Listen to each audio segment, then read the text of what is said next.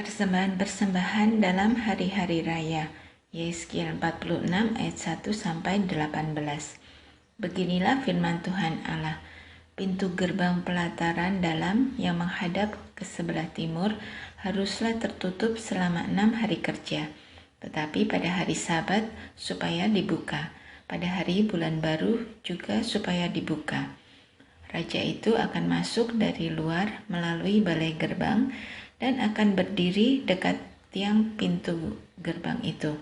Sementara itu, imam-imam akan mengolah korban bakaran dan korban keselamatan raja itu, dan ia akan sujud menyembah di ambang pintu gerbang itu. Lalu keluar lagi, dan pintu gerbang itu tidak boleh ditutup sampai petang hari. Penduduk negeri juga harus turut sujud menyembah di hadapan Tuhan di pintu gerbang itu pada hari Sabat dan hari bulan baru.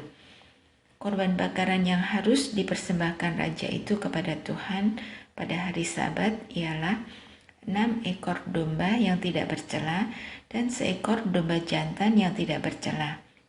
Korban sajian dari domba jantan harus diolah dengan 1 eva tepung, tetapi korban sajian dari domba-domba yang lain bergantung pada kemampuannya, serta minyak 1 hin untuk 1 eva. Pada bulan baru harus dipersembahkan seekor lembu jantan muda yang tiada bercela, serta 6 ekor domba dan seekor domba jantan yang tiada bercela. Sebagai korban sajian, ia harus mengolah 1 eva tepung dengan seekor lembu dan 1 eva tepung dengan seekor domba jantan. Tetapi korban sajian dari domba-domba lain bergantung pada kemampuannya, serta minyak 1 hin untuk 1 eva. Kalau raja hendak masuk ke dalam, ia harus masuk melalui balai gerbang dan keluar dari situ juga. Tetapi kalau penduduk negeri pada perayaan-perayaan yang tetap berkumpul di hadapan Tuhan dan yang masuk melalui pintu gerbang utara untuk turut sujud menyembah, biarlah mereka keluar melalui pintu gerbang selatan. Dan yang masuk melalui pintu gerbang selatan, biarlah keluar melalui pintu gerbang utara. Janganlah seorang kembali melalui pintu gerbang kemasukannya, tetapi masing-masing harus keluar dari pintu gerbang yang di depannya. Mengenai raja itu, ia akan masuk bersama-sama mereka dan keluar bersama-sama mereka. Pada hari-hari raya dan perayaan-perayaan yang tetap, harus ada korban sajian, yaitu 1 eva tepung diolah dengan seekor lembu jantan, dan 1 eva tepung diolah dengan seekor domba jantan. Tetapi korban sajian dari domba-domba yang lain bergantung pada kemampuannya, serta minyak 1 hin untuk 1 eva. Kalau raja mengolah korban bakaran sukarela atau korban keselamatan sukarela bagi Tuhan, maka orang harus membukakan pintu gerbang sebelah timur untuk dia, dan ia akan mempersembahkan korban bakarannya dan korban keselamatannya itu seperti ia perbuat pada hari Sabat. Kemudian ia keluar, dan sesudah ia keluar pintu gerbang harus ditutup. Tiap hari ia harus mengolah domba yang berumur 1 tahun dan yang tiada bercela sebagai korban bakaran bagi Tuhan. Setiap pagi ia harus melakukan itu. Di samping itu, setiap pagi ia harus mempersembahkan korban sajian 1/6 eva tepung dengan minyak 1/3 hin untuk mencampur tepung yang terbaik itu. Itulah korban sajian bagi Tuhan, dan ketetapan itu tetap selama-lamanya. Demikianlah mereka harus mempersembahkan domba dan korban sajian dan minyak setiap pagi sebagai korban bakaran yang tetap. Beginilah firman Tuhan Allah. Kalau raja itu memberi sesuatu pemberian dari milik pusakanya kepada salah seorang anaknya, maka itu menjadi kepunyaan anaknya, dan milik ini menjadi pusaka mereka. Kalau ia memberikan pemberian dari milik pusakanya kepada salah seorang hambanya, maka itu menjadi kepunyaannya sampai tahun kebebasan. Lalu harus kembali kepada raja itu. Hanya anak-anak raja itu boleh mewarisi milik pusakanya. Dan janganlah raja itu mengambil sesuatu dari milik pusaka rakyat, sehingga mereka terdesak dari miliknya. hanya dari miliknya boleh ia wariskan kepada anak-anaknya, supaya jangan seorang pun dari umatku didesak dari miliknya. Tempat memasak korban-korban, Yeskil 46 ayat 19-24. Lalu dibawanya aku melalui pintu masuk yang di samping pintu gerbang ke bilik-bilik untuk para imam yang di sebelah utara tempat kudus. Dan sungguh di sana di bagian barat sekali ada suatu tempat. Ia berkata kepadaku, disinilah tempatnya imam-imam memasak korban penebus salah dan korban penghapus dosa dan membakar korban sajian, dan mereka tidak boleh membawanya ke pelataran luar, supaya dengan demikian mereka jangan menguduskan umat Tuhan. Kemudian diiringnya aku ke pelataran luar dan membiarkan aku pergi ke 4 sudut pelataran itu. Sungguh, di tiap sudut pelataran itu ada lagi pelataran. Pada keempat sudut pelataran itu ada pelataran-pelataran kecil, 40 hasta panjangnya dan 30 hasta lebarnya. Keempatnya sama ukurannya. Mengelilingi keempat pelataran kecil itu ada tembok batu, dan di bagian bawah tembok-tembok batu itu sekelilingnya diperbuat tempat-tempat memasak. Ia berkata kepadaku, inilah dapur tempat memasak di mana petugas-petugas bait suci memasak korban sembelihan umat Tuhan. Sungai yang keluar dari bait suci, Yeskil 47 ayat 1-12. Kemudian ia membawa aku kembali ke pintu bait suci, dan sungguh ada air keluar dari bawah ambang pintu bait suci itu dan mengalir menuju ke timur, sebab bait suci juga menghadap ke timur, dan air itu mengalir dari bawah bagian samping kanan dari bait suci itu sebelah selatan mezbah. Lalu diiringnya aku keluar melalui pintu gerbang utara, dan dibawanya aku berkeliling dari luar menuju pintu gerbang luar yang menghadap ke timur. Sungguh, air itu membual dari sebelah selatan. Sedang orang itu pergi ke arah timur dan memegang tali pengukur di tangannya. Ia mengukur 1000 hasta dan menyuruh aku masuk dalam air itu. Maka dalamnya sampai di pergelangan kaki. Ia mengukur 1000 hasta lagi dan menyuruh aku masuk sekali lagi dalam air itu. Sekarang sudah sampai di lutut. Kemudian ia mengukur 1000 hasta lagi dan menyuruh aku ketiga kalinya masuk ke dalam air itu. Sekarang sudah sampai di pinggang. Sekali lagi ia mengukur 1000 hasta lagi. Sekarang air itu sudah menjadi sungai, di mana aku tidak dapat berjalan lagi, sebab air itu sudah meninggi sehingga orang dapat berenang, suatu sungai yang tidak dapat diseberangi lagi. Lalu ia berkata kepadaku, sudahkah engkau lihat, hai anak manusia? Kemudian ia membawa aku kembali menyusur tepi sungai. Dalam perjalanan pulang, sungguh sepanjang tepi sungai itu ada amat banyak pohon, di sebelah sini dan di sebelah sana. Ia berkata kepadaku, sungai ini mengalir menuju wilayah timur dan menurun ke arah Yordan dan bermuara di Laut Asin, air yang mengandung banyak garam, dan air itu menjadi tawar. Sehingga kemana saja sungai itu mengalir, segala makhluk hidup yang berkeriapan di sana akan hidup. Ikan-ikan akan menjadi sangat banyak, sebab kemana saja air itu sampai, air laut di situ menjadi tawar, dan kemana saja sungai itu mengalir, semuanya di sana hidup. Maka penangkap-penangkap ikan penuh sepanjang tepinya, mulai dari En-Gedi sampai En-Iglaim. Daerah itu menjadi penjemuran pukat, dan di sungai itu ada berjenis-jenis ikan. Seperti ikan-ikan di laut besar sangat banyak. Tetapi rawa-rawanya dan paya-payanya tidak menjadi tawar. Itu menjadi tempat mengambil garam. Pada kedua tepi sungai itu tumbuh bermacam-macam pohon buah-buahan, yang daunnya tidak layu dan buahnya tidak habis-habis. Tiap bulan ada lagi buahnya yang baru, sebab pohon-pohon itu mendapat air dari tempat kudus itu. Buahnya menjadi makanan dan daunnya menjadi obat. Batas-batas tanah Israel, Yeskiel 47 ayat 13 sampai 20. Beginilah firman Tuhan Allah. Inilah batas-batas tanah yang kamu harus bagi-bagi menjadi milik pusakamu di antara kedua belas suku Israel. Yusuf mendapat 2 bagian. Tanah itu harus kamu bagi rata, yaitu tanah yang dengan sumpah kujanjikan memberikannya kepada nenek moyangmu, dan dengan demikian tanah ini menjadi milik pusakamu.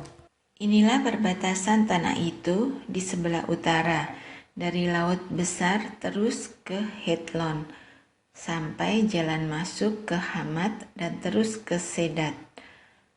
Berota Sibraim yang terletak di antara daerah kota Damsyik dan daerah kota Hamat, terus ke Hasar Enon yang di daerah kota Hauran.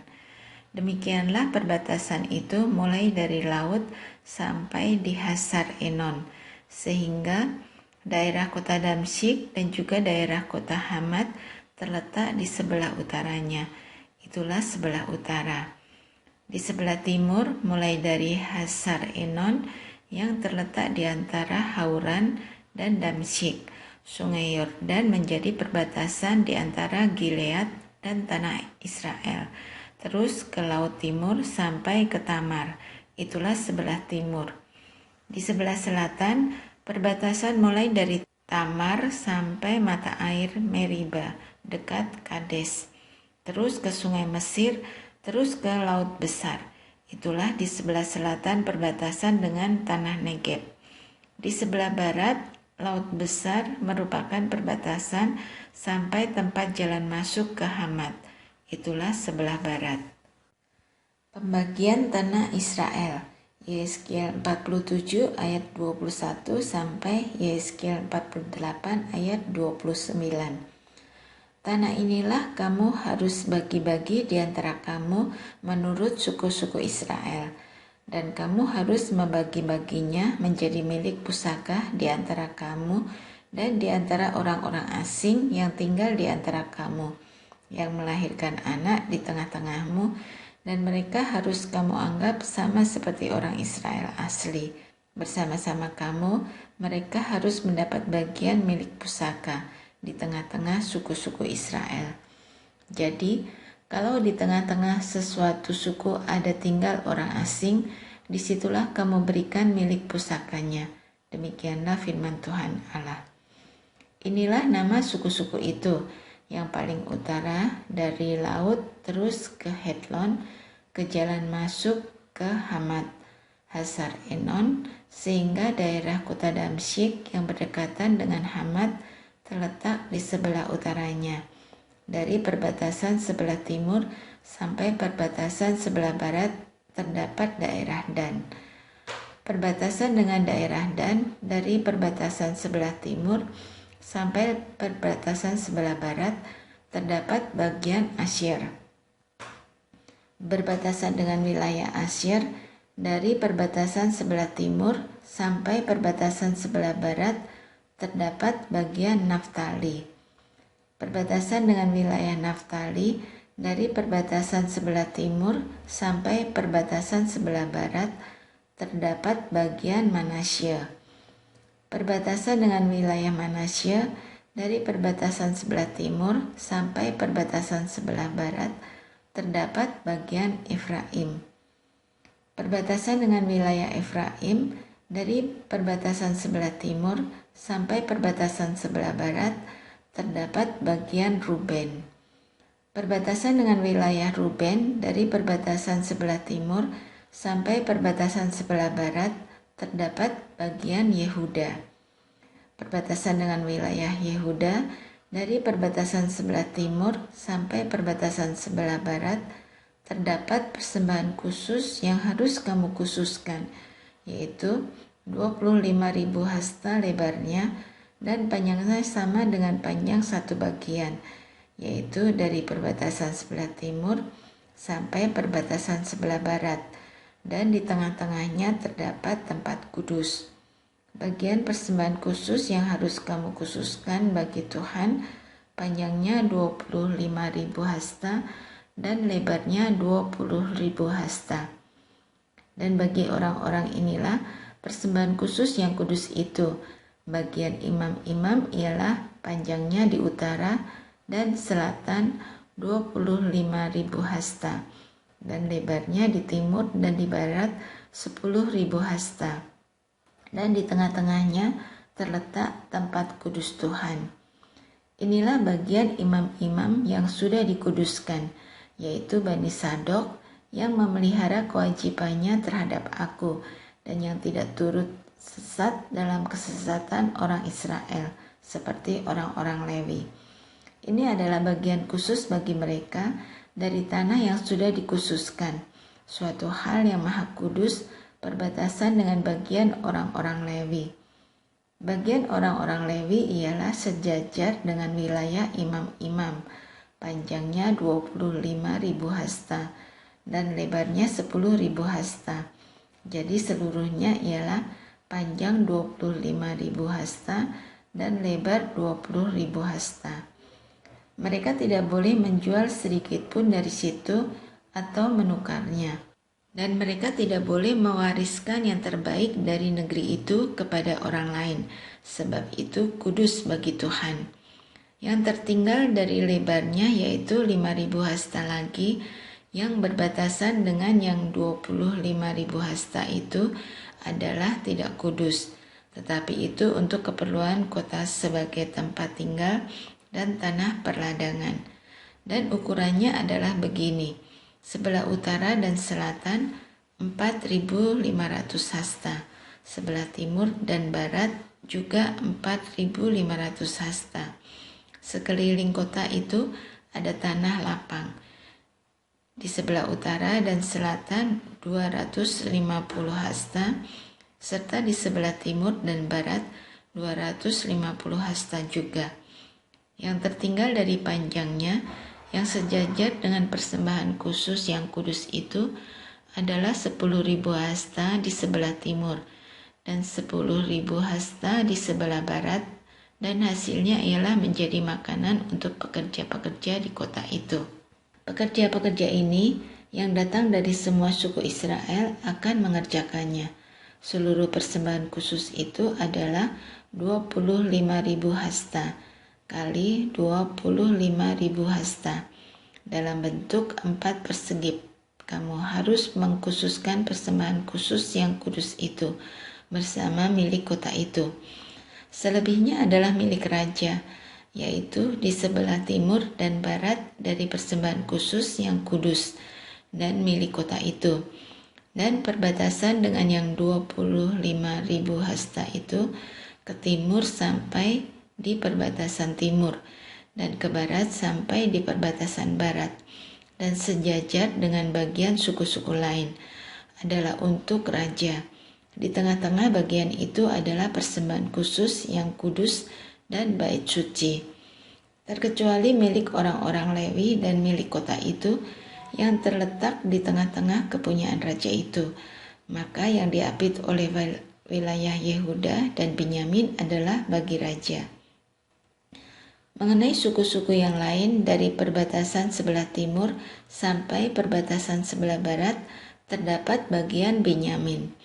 Perbatasan dengan wilayah Benyamin, dari perbatasan sebelah timur sampai perbatasan sebelah barat terdapat bagian Simeon. Berbatasan dengan wilayah Simeon, dari perbatasan sebelah timur sampai perbatasan sebelah barat terdapat bagian Isakar. Berbatasan dengan wilayah Isakar, dari perbatasan sebelah timur sampai perbatasan sebelah barat terdapat bagian Sebulon. Perbatasan dengan wilayah Sebulon, dari perbatasan sebelah timur sampai perbatasan sebelah barat terdapat bagian Gad. Perbatasan wilayah Gad di sebelah selatan ialah dari Tamar sampai mata air Meriba dekat Kades, terus ke sungai Mesir, terus ke Laut Besar. Inilah negeri yang harus kamu bagi-bagi menjadi milik pusakamu di antara suku-suku Israel, dan itulah bagian-bagian mereka. Demikianlah firman Tuhan Allah. Kota yang kudus. Yehezkiel 48 ayat 30 sampai 35. Inilah pintu-pintu keluar kota itu. Di sisi sebelah utara yang ukurannya adalah 4.500 hasta. Terdapat 3 pintu gerbang, yaitu pintu gerbang Ruben, pintu gerbang Yehuda, dan pintu gerbang Lewi. Sebab pintu-pintu gerbang kota itu disebut menurut nama suku-suku Israel. Di sisi sebelah timur yang ukurannya 4.500 hasta, terdapat 3 pintu gerbang juga, yaitu pintu gerbang Yusuf, pintu gerbang Benyamin, dan pintu gerbang Dan. Di sisi sebelah selatan yang ukurannya 4.500 hasta, terdapat 3 pintu gerbang juga, yaitu pintu gerbang Simeon, pintu gerbang Isakar, dan pintu gerbang Sebulon. Di sisi sebelah barat yang ukurannya 4.500 hasta, terdapat 3 pintu gerbang juga, yaitu pintu gerbang Gad, pintu gerbang Asyir, dan pintu gerbang Naftali. Jadi, keliling kota itu adalah 18.000 hasta. Sejak hari itu, nama kota itu ialah Tuhan hadir di situ.